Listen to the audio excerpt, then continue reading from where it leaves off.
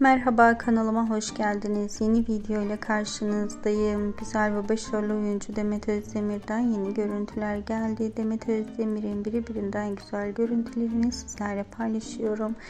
Eşref Rüya dizisi final yaptıktan sonra Demet Özdemir tatile çıktı.